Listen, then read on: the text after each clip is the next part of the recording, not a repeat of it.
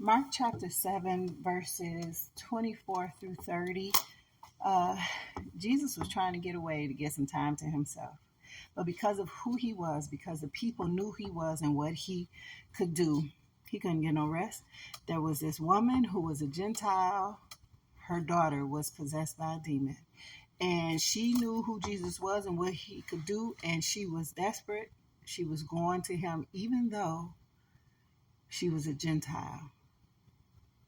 And it wasn't right for her. She knew she wasn't supposed to be talking to a Jew. But she was desperate and she believed that he could heal her daughter.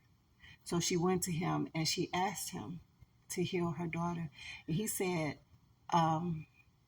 first, I have to feed my children. I have to feed my children. It wouldn't be right to give what I have for my children to the dogs. And her response was, even the dogs sit under the table that your children eat from to get the crumbs. Her response touched Jesus. So her humility and her faith touched Jesus, so he told her daughter was healed. He let her go and let her know that her daughter was healed. That helps me to believe. I don't care what state and it reminds me what the state that I was in my sin, the state that you are in your sin. If you humble yourself and you have faith that Jesus can heal you, he will. But you have to have humility and you have to have faith. You have to trust that he will. I don't care how bad, how ugly, how whatever you want to call it, the sin that you were in, the sin that you have committed, the sin that you are committing.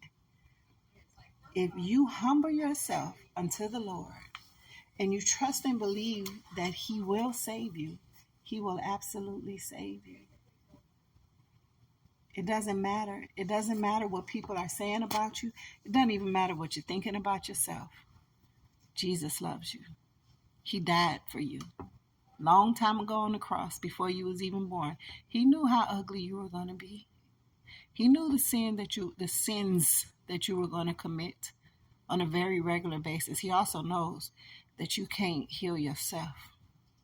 So he died on the cross for you so he can heal you.